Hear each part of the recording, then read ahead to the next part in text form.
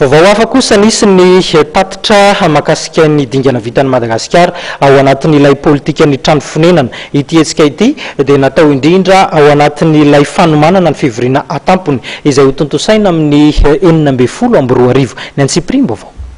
Ho fanomanana ny fivoriana atampony mikasika ny trano fonenana izay ho tontosaina ny taona 2024 no natanterahana ny atrikasa izay natao teto amin'ny DLC Anosy. Natao teto ny tatitry ny dingana vitan'i Madagasikara mikasika ny politika ny trano fonenana. Fahavonona dia vonona tokoa raha nisy an'irehirehitsika izany satria nisy olona vitan'ny document itsika tanatin'ny ataontsika raha ny firenena afrikana le hoentina makany habitat 3. Iny a zavatra coordination, planification, tsy maintsy mana politika ianao. Tsy lany andro akory zany fa tsy maintsy mana politika ianao a mijery hoe inona ny vita, inona ny tsy vita. Be da be ny tsy vitatsika. Ny vinavinantsika fa tsara. Tamin'ny fotoana nametrahana zany ny habitat 2 fa irahantsika malala reny zany hoe tsy vitatsika ny nampiatra azy. Tsy vitatsika ny eritreritra bebe kokoa hoe tara ihany le vinavinantsika. Tara be tsika amin'izao fotoana izao a raha metaoko hoe mifandraisana tanana zany fampandrosoana milafo ny fotodrafitrasa ahita amin'ny tanan-dehibe satria miazakazaka ny olona makaty tanan-dehibe ary tsy azo sakanana io. Raha zay ny politika ndao sakanana ny olona tsy akaty dia lany andro atsika.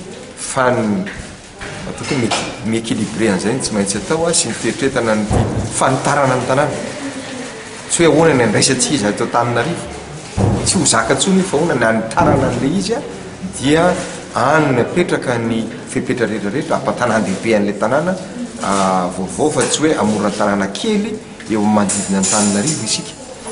Dia ny olona forononao io fa ny olona iverina aty Antananarivo any.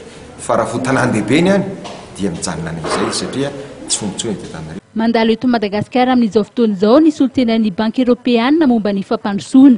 Nosoritan'ny Ministera-Panjakana Rakotovarivo fa misy ny tetikasa nofaritana miaraka amin'izy ireo ho fanatsarana ny tanàna eto Madagasikara. Vonin'izy amin'ny fanarenana an'ireo zavatra simba amin'ny fotodrafitrasa ny resahako tamin'ireny tondradrano farany cyclone ireny.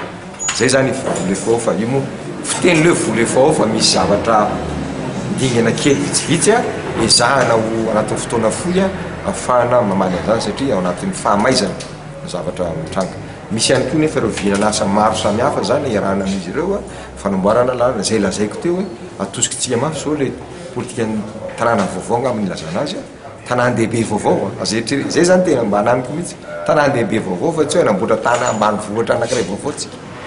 Atsaraina ny ambanivohitra fa le périurbaine na le vaovao le ataontsika hoe nouvelle ville zany na misy ny atosika be da be anatiny zany dia ny lalana amin'ireny le famokarana kely. Lalana 20 km, 30 km nefa tena manimba ny fari-piainan'ilay olona mpamokatra kanefa mipénaliser zay ngamba ny fatiantoka koa ho an'ny mpividy farany consommateur final. Araka izany miarady amin'ny Madagasikara ny Banky Européenne momba ny fampandrosoana amin'ny fanatotosana ny asa fanarenana ny fotodrafitrasa simba vokatry ny fandalovany rivo-doza farany teo.